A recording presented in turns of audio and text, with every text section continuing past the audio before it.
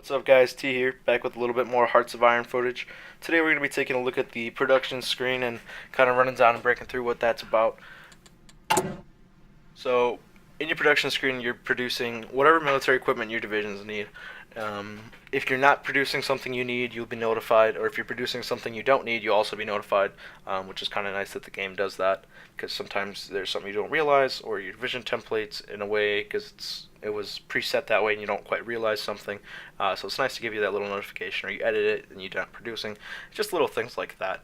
But basically what you're going to want to do is, the production screen is honestly one of the more important screens in the game, and being a master of it really does matter to your troops on the ground, because if you can build certain equipments faster and more efficient than the enemy, your troops are going to be able to fight more efficiently because they're going to have the correct equipment, and you're going to be able to supply more troops because you're going to have more equipment to supply them with. So, because honestly, most of the time, and I guess I can't say most of the time, but a lot of the time, your army power is actually not limited by the amount of men you have, but the amount of equipment you have to fight with.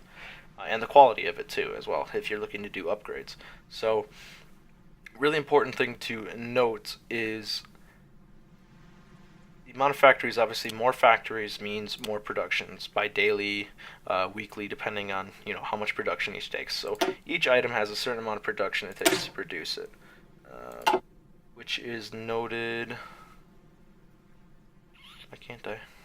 No, it's noted in the research screen. So if you look at artillery production 3.5. So each item is more or less difficult depending on the quality, the size, what it does. So like this is only 0.5, but the more basic infantry equipment is only 0.3, and then the next level up is like 0.7. So it just varies. So you got to keep that in mind when you're producing. So if you need a lot of infantry equipment, you're going to want to do it with maybe infantry equipment 1 instead of infantry equipment 3. Yes, it's worse, but at least having some guns is having bad guns is better than having no guns. So a huge thing to note for your production is the efficiency ladder or level. Basically what this is your production efficiency cap, which ours is 50%. You can increase that through research, and then how much you actually have. So we're 50 out of 50. So like if I, for example, take them off, hit play. Well, and this is a good thing example. You have 3 military factories as a notification. That means because I took them off, so I can see I have 38 out of 40 actually being used. You always want to be using all of your factories. So I put it back on. See, I lost that little bit of production efficiency because I was lacking those factories. So now it's not big enough, but there's a little tiny red gap between the cap and the actual efficiency, and it's got to climb back up. As you can see, 1.7 gained per week. So if you're swapping around all of your different productions, you're gonna run into trouble. So like if I switch this to trouble here, that's a better example. Now it's 10 out of 50, so I'm not producing that many. So you can see fully cap, 5.25 a day, 6.9 per week at 10%. That's not exactly that good. So if you're swapping them around, you're really going to lose a lot of your fighting power because you're not going to be able to produce what you really should be producing.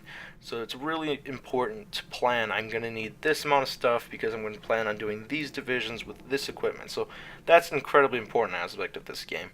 And I can't stress that enough. To be successful, you really got to be thinking about what you're building and when and why, and how much. So that's extremely important. Another thing to note is these little icons right above. So this means it's being used for reinforcements, like infantry divisions in the field. There's an up arrow one out here. That's for upgrades. It upgrades stuff that's older technology that's in the field that's being replaced with this newer model. And then this means it's just being stored in your warehouse, in your logistics screen. So those are just the 3 different types of where distribution is going for your production. At a quick glance, with your production, you can see what resources you have available to you. It'll tell you if you have surplus, negative, or we're breaking even with oil right now. So just those different things to kind of keep an eye on what you need and what you got. so you know for when you're building your items. Because every item is listed with a certain amount of resources, and you require more resources as you add more factories. So, for example, so like to break that down, infantry equipment 1 takes 2 iron, and that's per factory. So if I have 10 factories, like I do here, it takes 20 iron. If I take 15, it's going to take 30, and that's just the same for any. So this is per factory, these little resource counters. Also on this screen, you're going to have your naval production. You can deploy navals by Navy, choose where they go, clicking that, clicking there, clicking on a harbor, and you can produce whatever amount of factories you want. If you want to choose something else, you click here, you click it, it adds it. You can add the factories then from there by toggling them. If you have them grayed out, that means that anytime a new naval yard becomes available, it'll automatically fill those slots. Same with factories, you can do the same thing.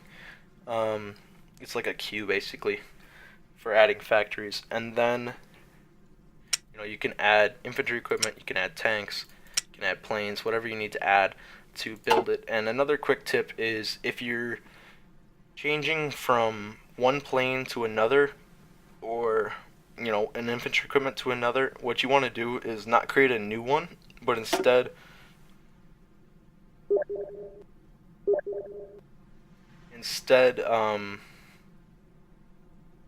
replace it with the newer model, because you'll save some of that efficiency. Unless you want to have 2 separate ones, there's different situations that differ on what you want to do. That's kind of up to you to pick that, but just a tip is if you swap in the new model, you're going to actually retain some efficiency, which is good. So like if I go from Fighter 1 to Fighter 2, Fighter 2 is going to retain some of Fighter 1's efficiency because it's still a fighter. That's always nice to do if you're trying to just swap over to the new technology really fast. Alright guys, that pretty much covers all of the production screen. Thanks so much for watching. If you like this video, hit subscribe. I got more content like this coming on the way, and then I'll see you guys in the next one.